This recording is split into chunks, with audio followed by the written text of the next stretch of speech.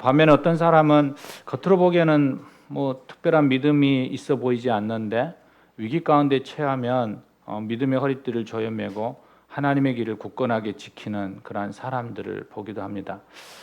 저는 아마도 후자인 것 같습니다. 근데 예수님께서 그래서 그 말씀을 하셨을 수도 있어요. 그 열매로 그들을 알 수 있다라고. 삶의 모습 속에서 그러한 모습들, 주여 주여 외치는 자마다 하나님의 나라에 들어가는 것이 아니라 그의 삶, 그 하나님의 뜻대로 살아내는 사람들, 그들을 향한 하나님의 말씀이시죠. 이처럼 우리가 성경을 보는 사람에게도 이 상황을 뛰어넘는 그 하나님을 신뢰하는 온전한 믿음이 필요합니다. 왜냐하면 우리의 상식이나 세상의 가치로는 도저히 받아들일 수 없는 그 기록들을 우리가 많이 보기 때문에 그렇죠. 그래서 하나님을 믿지 못한 사람들은 성경을 보고 신화라고 얘기도 하고 만들어진 이야기라고 말하기도 합니다. 오늘 본문을 보면 세상적으로 눈으로 보면 우리가 잘 아는 과학적인 눈으로 그러한 이성으로 바라보게 되면 도저히 받아들일 수 없는 그러한 사건이 나옵니다. 이 말은 우리에게 절대적인 믿음을 요구하는 그러한 사건이 기록되어 있다라는 이야기죠. 오늘 찬양대 그 찬양처럼 광풍이 이는 그러한 상황 속에서도 바다를 잔잔케 하는 그러한 놀라운 하나님의 그 일하심들, 그런 것들이 우리가 믿어지지 않는 그러한 상황 속에 우리가 접할 때가 많이 있죠. 많은 사람들은 하나님이 전능하시고 창조주 하나님이라고 믿으십니까? 라고 하면 아멘이라고 합니다. 그런데 여러분 생각해 보면 우리가 아멘이라고 하지만 우리 안에서 아멘이라고 하고 이렇게 잠깐 정신을 차리고 나면 그래도 라는 이러한 마음들이 밀려오죠. 어떤 분들은 이렇게 얘기하죠. 말도 되지 않는, 전혀 믿어지지 않는다라고 말하시는 분들도 있습니다. 그러나 우리가 신앙 안에 들어왔을 때 이것에 대해서 조급하거나 근심하지 않기를 바랍니다. 저는 분명한 하나는 믿음은 하나님의 선물이라고 저는 믿습니다. 우리가 믿어진다고 믿어지는 게 아니라 하나님이 믿어질 때를 우리에게 꼭 주신다라는 거죠. 그래서 하나님의 때가 되면 창조주 하나님, 구원자 예수 그리스도가 믿어지게 되는 이 놀라운 하나님이 준비한 선물이 여러분에게도 또 믿음 없는 이들에게도 곧 도착할 것이 반드시 그날이 올 것을 저는 믿습니다. 그래서 그날을 기대하며 우리는 하나님께 믿음을 달라고 기도해야 하는 것이죠. 여하튼 여러분이 믿든지 믿지 않든지 하나님은 창조주이시며 또한 전능하신 분입니다. 그리고 하나님은 전능하시기 때문에 그분이 임하시는 곳에는 반드시 따라오는 게 있는데 기적이 따라온다는 거예요. 하나님이 일으키는 기적의 현장 가운데 또 우리가 보게 되는 것은 그 기적이 하나님께서 온전히 행할 수 있는 그러한 상황 속에서 하나님의 주권하에서 이루어지기도 하지만 대부분의 기적들 가운데는 모두가 하나님이 기적의 도구로 사용하는 사람들이 등장한다라는 것입니다. 그래서 바울 사도는 이렇게 고린도전서 3장에 이야기합니다. 우리는 하나님의 동역자요. 너희는 하나님의 발이요 하나님의 집이니라. 저는 이 이야기를 들을 때마다 이 말씀을 생각할 때마다 막 소스라치게 제 안에 막 일어나는 그런 감동들이 있습니다. 제가 하나님의 동역자래요. 하나님의 자녀일 뿐만 아니라 하나님과 함께 그 하나님의 일들을 할 수 있는 그러한 동역자로 부름을 받았다라는 것. 이것은 우리에게 위대한 특권이죠.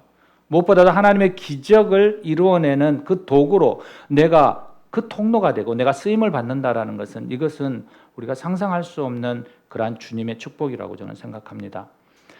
그 하나님의 동역자로 우리가 쓰임 받기를 소망한다면 우리가 그것을 누리고 그 사건 앞에 주님 앞에 우리의 마음을 드리기를 소망합니다. 오늘 본문 보면 성경의 기적 중 우리가 너무나 잘 알고 있는 오병이어 사건이 기록되어져 있습니다. 이 오병이어 사건은 우리가 사복음서인 마태, 마가, 누가, 요한 이 모든 책들이 이 사건을 기록하고 있습니다. 이 이야기는 그만큼 중요한 이야기, 중요한 그런 표적이 되어지고 있다는 것이죠. 그런데 오늘 앞에서 말씀드린 것처럼 이 기적의 현장 속에서도 여전히 예수님은 누구를 사용한다는 거예요? 사람들을 사용하고 있다는 거예요. 그들을 통하여 그 기적을 이루시고 있다는 거예요. 오늘 말씀 속에 보면 오병이의 기적의 현장 가운데 등장하는 세 사람이 있는데 그 사람들이 각자의 믿음의 유형들이 다르게 나타나요. 여러분, 우리가 교회 안에서 같이 신앙생활을 하고 같이 믿음이 있노라고 이야기하지만 여러분 각자가 가지고 있는 믿음이 좀씩 다르잖아요. 어떤 사람의 믿음, 또 이런 사람의 믿음, 저런 사람의 믿음, 우리 안에 그 믿음이 있다는 것이죠. 우리는 그 믿음 안에서 서로가 합력하여 온전한 그 하나님이 기뻐하는 믿음으로 나아가는 그러한 모습으로 나아가야 할 것입니다. 그렇다면 하나님이 기뻐하시는 그 믿음은 어떤 것일까? 우리가 한번 생각해 보시기 바랍니다. 첫 번째 등장하는 인물은 계산적인 헌신자로 나아가는 빌립이라는 사람입니다. 빌립을 향하여서 예수님께서 5절에 이렇게 얘기하시죠. 예수님께서 눈을 들어 큰 무리가 자기에게 오는 것을 보시고 빌립에게 이르시되 우리가 어디서 떡을 사서 이 사람들을 먹이겠느냐 물으십니다. 그러니까 이 사람들이 예수님의 말씀에 따라서 아침에 일찍 따라 나왔는데 해가 질 때까지 아무것도 먹지 않고 그 말씀에 계속 심취했다라는 거예요. 그러자 이때 빌립이 7절에 얘기하죠. 빌립이 대답하되 각 사람으로 조금씩 받게 할지라도 200데나리온의 떡이로도 부족하리이다. 대체로 성경학자들은 이 오병이의 기적의 사건 속에 사람들이 적어도 1만 명 이상이라고 이야기합니다. 왜냐하면 본문 10절을 보면 5천 명쯤 되지만 그 5천 명은 여자와 아이들을 뺀 숫자이기 때문에 그렇습니다. 예수님의 질문을 들은 이 빌립이 어떻게 했을까요? 제일 먼저 많은 그 무리들 10,000명 이상의 사람들을 돌려봤겠죠. 그리고 그 당시 기본적인 양식인 이 보리떡을 조금씩이라도 그 사람들에게 나눠준다 할지라도 200데나리온, 지금으로 말하면 1데나리온이 하루 품삯이니까 한 2천만 원 정도 그 돈이 있어야 된다라는 것이죠. 그의 계산은 합리적이고 너무 정확하였을 것입니다. 그리고 그 계산법으로 생각해보고 내린 결론은 뭐였을까요? 이 일은 불가능합니다라는 거예요. 그러니 사람들을 집으로 돌려보내시죠 라는 거예요. 여러분, 너무나도 우리가 납득될 수 있는 이야기예요. 아무도 이 이야기에 누군가가 그것에 대해서 반대할 수 있는 이야기가 아니에요. 그래서 결국 빌립은 합리적이고 정확한 사람이었습니다.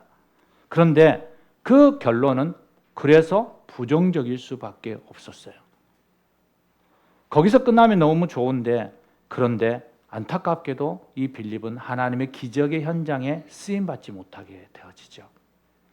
여러분, 믿음은 있지만 우리 안에 계산적인 믿음으로 반응하는 것은 하나님의 하나님의 그 놀라운 기적을 경험하는데 제한을 가질 수밖에 없는 거예요. 왜냐하면 하나님의 시각이 아니니까요. 우리는 유한적인 존재예요. 그러기에 전능자 하나님을 의지하며 나아가면서도 여전히 내 생각의 틀에서 갇혀 있는 것이죠. 빌립이 믿음의 눈으로 계산하지 못한 것은 그에게 세상적인 가치로 당연히 불가능할 수 있는 그러한 상황 속에서 전능자 하나님, 그분을 바라볼 때 어떤 일이 일어날 것인지를 계산하지 않았던 거예요.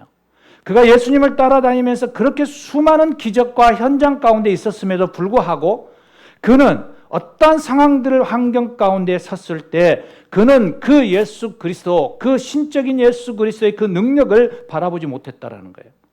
여러분, 우리가 기도하고 우리가 하나님 앞에 나아가고 우리가 믿음이 있다라고 얘기하지만 그 믿음이 나의 능력과 나의 한계 안에 갇혀버리면 그 믿음은 여전히 오늘 빌립의 모습처럼 계산적이고 그리고 우리 안에서부터 합리적일 수는 있지만 하나님의 놀라운 일들을 경험하는 데에는 제한되어질 수밖에 없습니다.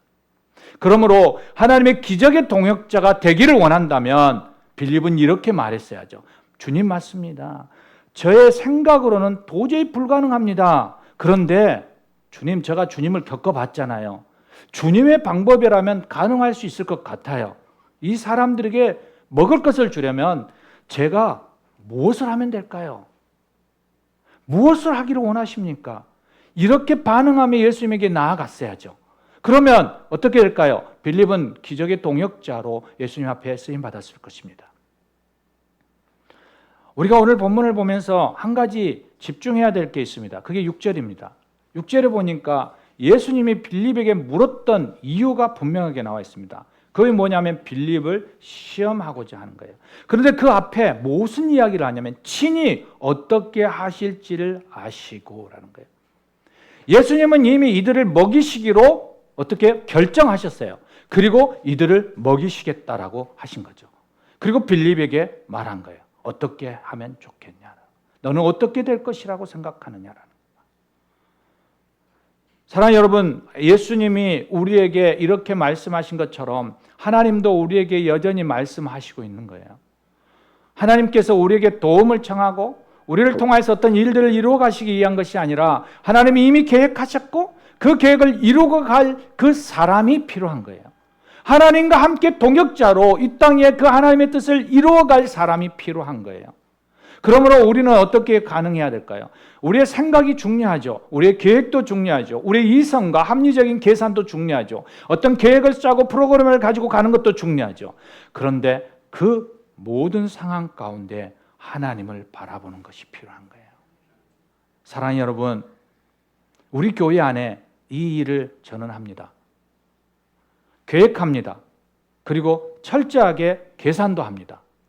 그리고 어떻게 해야 될 것인지에 어떠한 꿈과 그리고 비전 안에 어떻게 할 것인지 세부적인 그러한 사항들도 다 계산해 놓습니다. 그런데 그것을 가지고 저는 하나님께로 나아갑니다. 하나님이 어떻게 이루어 가실지에 대해서 묻고 그 주님의 말씀이 다르게 이야기하면 저는 언제든지 그 방향을 틉니다. 하나님이 원하시는 쪽으로. 하나님이 말씀하셨고 이 일을 행하기를 원하신다면 저는 어떤 상황 속에서도 그 일을 해나갑니다. 왜냐하면 제가 지금까지 하나님을 경험했던 그 놀라우신 하나님은 하나님이 말씀하시고 그 일을 이루시기로 하면 하나님은 이미 준비해 놓으시고 그것을 이루어 가시는 분이라는 것을 너는 알기 때문에 그렇습니다. 재정이 그것을 막을 수 없습니다. 사람이 그 일을 막을 수 없습니다. 하나님이 하시면 그 일은 이루어집니다. 그래서 주님 나를 써주십시오라고 말하는 것입니다. 여러분 계산하십시오. 합리적인 이성을 가지고 생각하십시오. 그리고 그것에서 한 걸음 더 나아가서 그 하나님이 일하시는 것을 바라보며 그 믿음으로 순종하며 나아가는 저와 여러분 되시기를 원합니다. 그런가 하면 두 번째 유형의 사람을 만나게 되는데 두 번째 유형은 소극적인 헌신자인 안드레입니다. 8절과 9절에서 보면 우리가 제자 중 하나인 시몬 베드로의 형제 안드레가 예수께 였습니다. 한 아이를 데리고 온 거예요. 한 아이를. 그리고 그 아이에게 보리떡 5개와 물고기 2마리를 가지고 있는 그 도시락을 가지고 예수님께 왔어요. 그리고 예수님에게 이렇게 얘기해요. 그러나 그것이 이 많은 사람에게 얼마나 되겠사옵나이까. 지금 제자들이 직면한 상황을 보면서 이 많은 무리의 양식을 예수님이 공급해 주는 것에 대해서 전혀 불가능하다라고 단정 짓지는 않고 있어요. 그러니까 어떻게 하나요? 빌립처럼 의심에 찬 그 머리를 굴리는 것이 아니라 그는 그 문제를 해결하기 위해서 어디로 간 거예요? 군중 사이로 달려간 거예요. 뭔가 해결할 점을 찾아보려고 달려간 거예요. 그리고 그의 눈에 들어온 게 뭐예요? 한 아이의 도시락이에요. 보리떡 5개와 물고기 2마리를 발견한 거예요. 그리고 그것을 누구에게로 가지고 오는 거예요? 그 아이를 데리고 예수님께로 데리고 왔어요. 그리고 예수님께서 어떻게 하실지에 대한 그 기대, 그 예수님께서 이것을 통해서 어떻게 이 많은 사람들을 먹일 것이라는 그 놀라운 일들을 바라본 것이 아니라 그가 이것을 예수님께 드리면서 그의 안에 무슨 마음이 든가요? 멋쩍은 마음이 든 거예요. 이거 가지고 어떻게? 주님, 이것이 이 많은 사람들에게 얼마나 되겠습니까? 이것을 가지고 이 많은 사람들을 먹일 수 있을까요? 제가 드려도 드리기는 드리는데 참 제가 저를 봐도 좀 우습네요. 이런 마음을 가진 거예요. 사랑하는 여러분, 이상적인 사람들이라면 그 행동을 보고 안드레에게 뭐라고 얘기했을까요? 참 어리석다고 얘기하지 않겠습니까? 우리도 그러지 않을까요?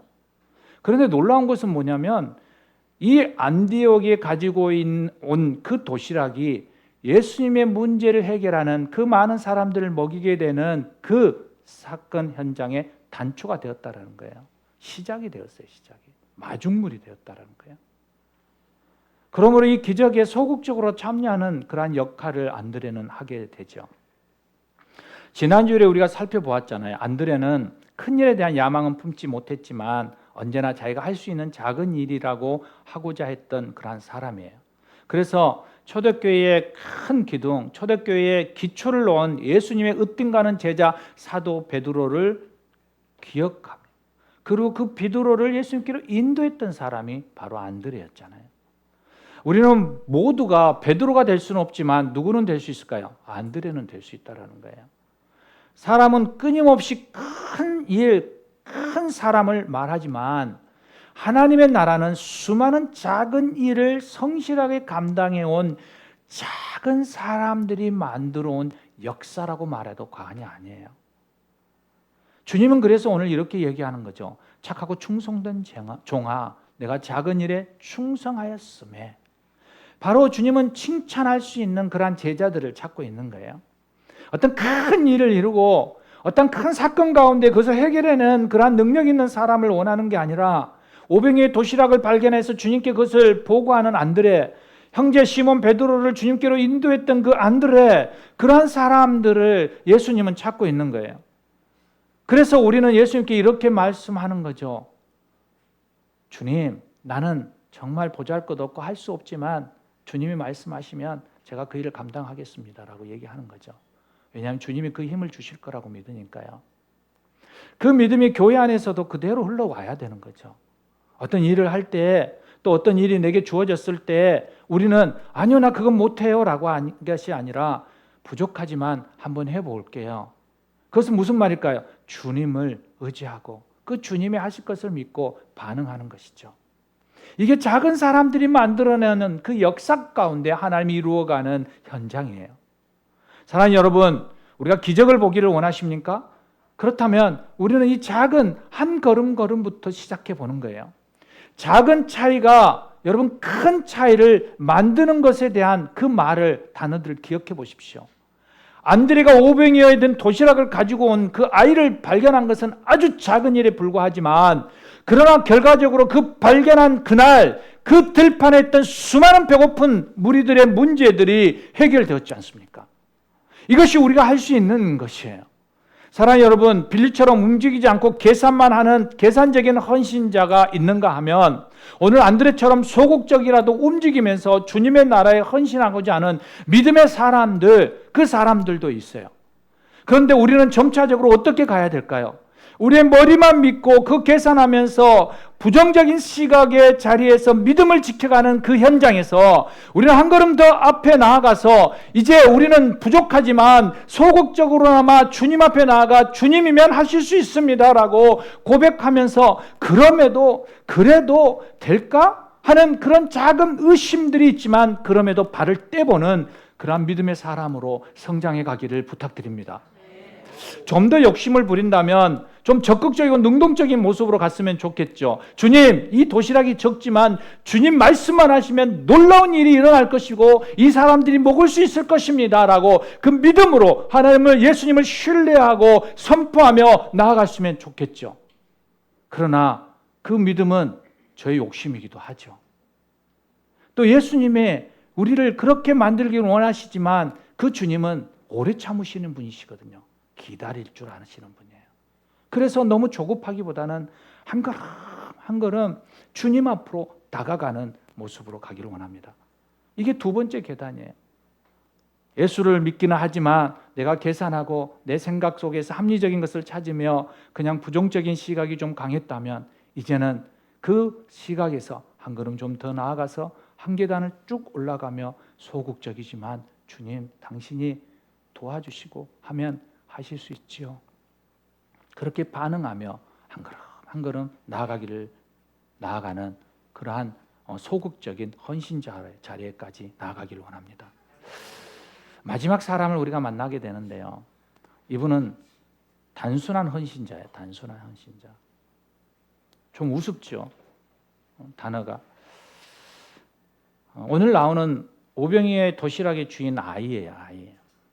오늘 본문 9절에 보면 안드레는 여기 한 아이가 있어 보리떡 5개와 물고기 2마리를 가지고 있나이다. 주님이 그것을 내게 가져와라고 얘기하죠. 그런데 이 사복음서를 쭉 보면 이 아이가 그 도시락을 주님께 드릴 때 주저한 흔적이 나오지 않아요. 우리가 한번 생각해 봅시다. 하루 종일 굶은 아이가 배가 몹시 고팠지 않았을까요? 아이들이 배고픔을 잘 참지 못하잖아요. 아이의 욕구는 도시락을 꺼내서 굶주린 배를 채우고 싶은 그런 욕구가 너무 강하지 않았을까요? 1인분 밖에 되지 않는 도시락. 다른 사람들과 나누어 먹기에는 너무 턱없이 부족한 양. 그래서 나 혼자 먹고 싶은 그러한 욕심이 그 아이 안에 충분히 있었을 거예요. 근데 그 아이는 그 욕구를 절제해요. 소중한 도시락으로 누군가에게 도움이 될 수 있다면 나의 배고픔은 참을 수 있어라는 마음을 가진 거죠. 그리고 내게 가져오라는 그 말씀에 주저앉지 않고 그 도시락을 내어드립니다. 좀 더 욕심을 부린다면 아마도 기쁨으로 자신의 도시락을 드렸지 않았을까 한번 상상해 보았습니다. 저는 이 아이를 단순한 헌신자라고 생각합니다. 계산하지도 않고 이거저거 따지지도 않고 그냥 주님이 원하니까 드리는 거예요. 우리의 믿음이 처음 시작할 때 또 그 믿음을 계속 신앙생활을 해 나아가면서 우리의 믿음이 얼마나 연약해지고 변질되어지고 우리의 마음에 여러 가지의 생각들을 하는지 모르겠어요. 사람도 마찬가지죠. 어린아이 때는 어떤 영상을 봐서 슈퍼맨이나 또 놀라운 기적의 사람들을 보게 되면 나도 빨간 목줄이나 이 보자기를 딱 둘러매고 3층에서 뛰어내리면 나도 어느덧 날아가는 그 상상을 하잖아요. 그리고 정말 어렸을 때 뛰어내리잖아요. 여러분 주변에는 없었나요? 제 주변에는 있었어요. 그 중에 한 사람이 저거든요. 식탁에서 뛰어냈다가 다리 부러진 적 있어요. 단순해. 그런데 어른이 되어가는 과정, 성장해 가면서 많은 생각을 하고 여러 변수들을 대입해보고 실패하고 많은 사람들로부터 힘든 것도 당하면서 손익계산표를 가지고 계산하고 욕심이 점점 커지고 그러면서 우리의 단순성은 점점 사라져가고 복잡한 인생 가운데 서는 거예요. 신앙도 그런 것 같아요. 우리의 믿음이 단순함으로 다시 돌아가기를 소망해요. 처음 예수님을 믿었을 때 그 주님이면 뭐든지 다 할 것 같은 그 마음. 주님이 말씀하시면 주님이 말씀하시기만 하면 내 생명까지도 드리겠다라고 고백하며 나아갔던 그 용맹함, 그 무대포. 그래서 주님이 이렇게 말씀하시는 것 같아요. 너희가 돌이켜 어린아이들과 같이 아니하면 결단코 천국에 들어가지 못하리라. 그 어린아이와 같은 단순성이죠. 리처드 포스트는 단순성을 이렇게 얘기합니다. 의존의 자세, 어린아이의 신뢰의 영, 모든 것을 선물로 받는 것. 그냥 선물로 받은 줄로 알기에 기쁘게 선물로 들을 수 있는 것. 이게 단순성이라고 얘기해요. 사랑하는 여러분, 하나님의 역사는 이러한 단순한 헌신자들을 통하여서 이루어가는 역사예요. 우리 교회도 그런 분들이 있기 때문에 세워져 가는 줄 믿습니다. 1793년에 인도 선교사로 떠났던 현대 선교의 문을 열었던 윌리엄 캐리가 있습니다. 그는 구두 수선공이었어요. 그런데 어느 날 성경을 읽다가 사도행전 16장을 보게 돼요. 바울의 환상을 본 장면, 와서 우리를 도우라. 이 마게도냐의 부름을 보았어요. 그리고 그 말씀이 자신에게 확 부딪혔어요. 자신을 향한 부르심으로 깨달았어요. 그리고 기도를 시작해요. 주님, 어디로 가야 하느냐? 내가 가야 할 나의 마게도냐는 어디냐고 물었어요. 그러다가 어느 날 쿡선장의 향해라는 책을 읽다가 그곳이 인도라는 것을 마음에 깨달았어요. 당시 아무도 세계 전도에 대하여서 선교에 대하여서 눈뜨지 못한 시대였어요. 그러니까 주변 모두의 사람들이 뭐라 그랬을까요? 반대하지 않았겠습니까? 그런데 그는 그 반대에도 불구하고 하나님의 명령에 순종해야 한다라고 인도로 떠나요. 단순한 마음으로. 여러분, 우리에게 필요한 것은, 그리고 이 시대 속에 우리가 아무리 외쳐도 필요한 것은 바로 이 단순성이에요. 하나님을 믿는 그 믿음. 조지 뮬러의 5만 번의 기도의 응답의 대표적인 것은 단순성이었어요. 하나님을 철저하게 믿는 그 하나였어요. 그래서 누구에게도 후원 편지를 보내지 않았어요. 그는 누구에게도 도와달라고 말한 적이 없어요. 그냥 묵묵히 그는 주님만 바라보며 기도하며 갔어요. 그런 그가 기도의 사람, 고아의 사람, 놀라운 하나님의 음성을 들으며 그분의 기도의 응답을 받았던 그러한 사람이 되었어요. 그의 이야기 중에 너무 유명한 이야기잖아요. 폭풍우가 쏟아지는 어느 날 고아들 400명을 모아놓고 식탁에 앉았어요. 그런데 먹을 것이 하나도 없어요. 그래서 하나님 앞에 기도한 거죠. 주님, 우리에게 식사할 수 있는 음식을 보내주세요. 기도가 채 끝나지도 않았는데 어떤 마차가 들어온 거예요. 그리고 그 마차에는 신선한 빵과 우유가 있어요. 이렇게 얘기하죠. 공장에서 야유회를 가기로 했는데 폭우로 취소되어서 고아원으로 보내라 그래서 가져왔다고. 여러분, 하나님은 신실하신 분이에요. 여러분, 그 하나님을 여러분이 신뢰하는 만큼 하나님은 여러분에게 다가오셔서 일하실 거예요. 저도 그 하나님을 신뢰해요. 그 하나님을 100% 신뢰해요. 그래서 나아가요. 내 모습이 너무 보잘것없고 준비되어지지 않고 아내와 아들은 저를 보면서 시험에 들지만 그래도 나는 하나님을 신뢰해요. 나를 사용하실 것이고 나를 통해서 하나님의 나라를 이루어 가실 것에 대해서 기대해요. 그리고 그 아버지의 마음을 계속적으로 생각해요. 아버지가 지금 나에게 뭐라고 말씀하시는지, 내게 무엇을 요구하시는지, 나를 통해서 어떤 일들을 이루시기를 원하시는지 묻고 그분이 말씀하시면 저는 순종해요.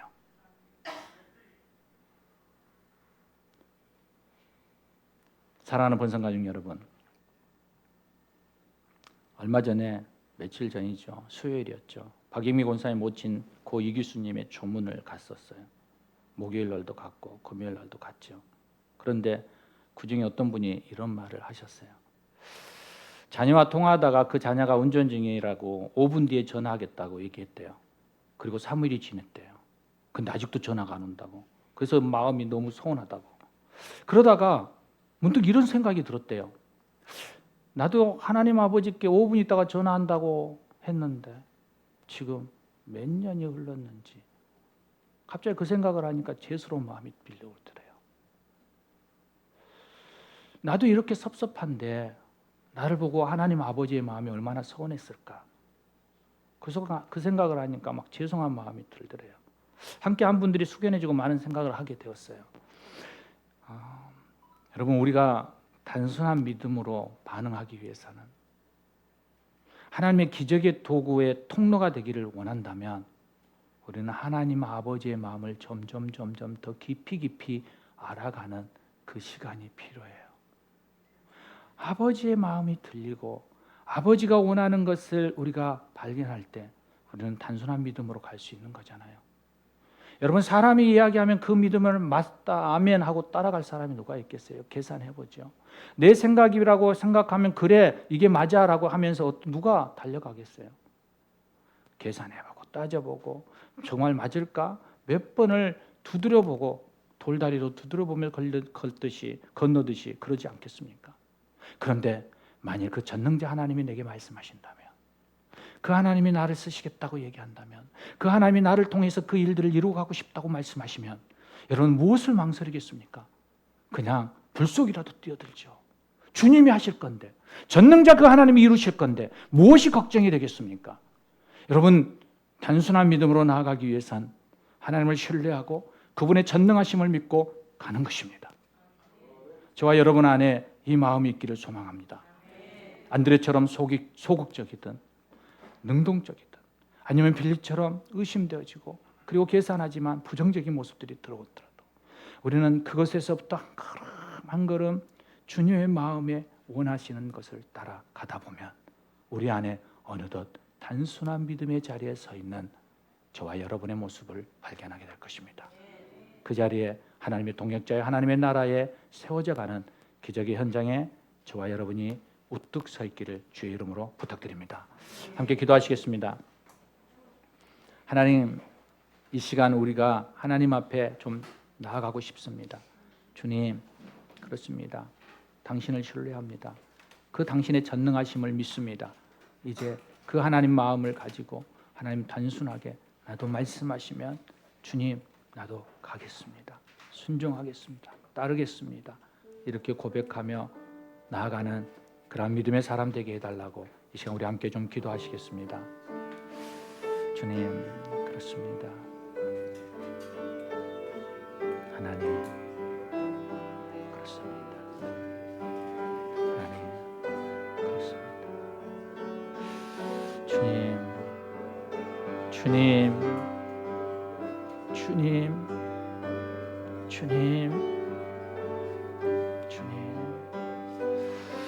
주님, 주님 주시옵소서. 주님, 주님.